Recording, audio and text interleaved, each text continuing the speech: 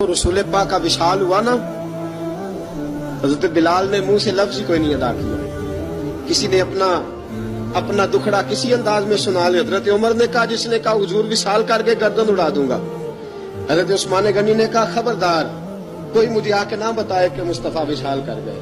حضرت علی المرتضیٰ رضی اللہ تعالیٰ عنہ نے فرمایا، نہ بھائی میرے مصطفیٰ پر تو موت آتی ہی نہیں جس طرح آپ لوگوں پہ. سب لوگوں نے اپنے اپنے اظہار کر لیے نا، بلال نے کسی کو دکھ بتایا ہی نہیں. ایک کونے میں بیٹھ کے نا حضرت بلال اکیلے آنسو بہاتے رہے، کسی کو بتایا ہی نہیں، اکیلے روئے. ایک شخص کہنے لگا، یار بلال بولتا نہیں. کہا نہ بلاؤ اسے.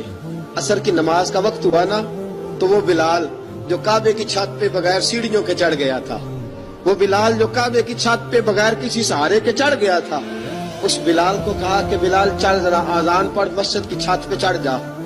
حضرت بلال کئی بار چڑھے اور کئی بار گرے، کئی بار چڑھے اور کئی بار گرے. حضرت بلال حبشی رضی اللہ تعالیٰ نے آواز دی، کہا سلمان میری مدد کرنا، میری مدد کرنا. اب مجھ سے چڑھا نہیں جاتا، اب مجھ سے جایا نہیں جاتا. جناب سلمان فارسی نے بھی سوال نہیں پوچھا کہ بلال تو بیمار ہے، یہ نہیں پوچھا. حضرت بلال کو دو چار صحابہ نے اٹھایا، چھت پہ پہنچایا. بلال نے اذان شروع کی. جب کہا نا اللہ اکبر اللہ اکبر، وہ آواز جس میں بڑا سوز ہوتا تھا، بڑی درد، بڑی بلندی ہوتی تھی، بڑا جوش خروش ہوتا تھا، آج وہ آواز دب گئی. جب بلال نے کہا نا اشہد ان لا الہ الا اللہ، حضرت بلال رضی اللہ تعالیٰ عنہ نے تھوڑی دیر روک کے سانس لیا.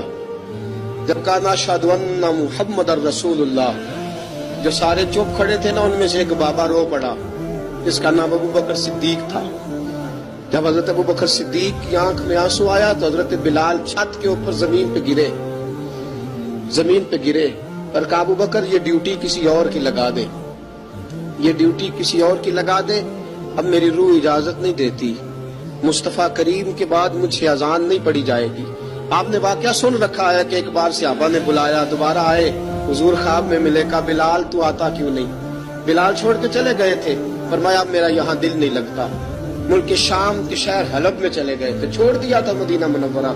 اب میری نگاہوں میں جچتا نہیں کوئی، جیسے میرے محبوب ہیں ایسا نہیں کوئی. حضور خواب میں ملے، آئے مدینے. حضرت بلال آخری بار، لوگوں نے کہا اذان پڑھو. کہا مجھے وہ اذان بھول ہی گئی ہے جو مجھے مصطفیٰ کریم کے زمانے میں پڑھا کرتا تھا، مجھ سے نہیں پڑھی جاتی. نہ مجھے کہو، میں کیسے پڑھوں؟ امام حسن اور حسین نے آ کے دامن تھاما نا، تو کہا بیٹا میں تمہاری نانی کا بھی نوکر رہا ہوں، میں تمہاری ماں کی چکی بھی پیستا رہا ہوں، مجھ سے کوئی فرمائش نہ کر ڈالنا. میں نے نوکری کی ہے، اور مجھے اگر اللہ نے توفیق دی تو میں تمہارے بچوں کے پیر بھی دھویا کروں گا. لیکن امام حسن رضی اللہ تعالیٰ عنہ نے فرمایا، بلال ایک بار تو اذان سنانی پڑے گی. سنائی بلال نے اذان.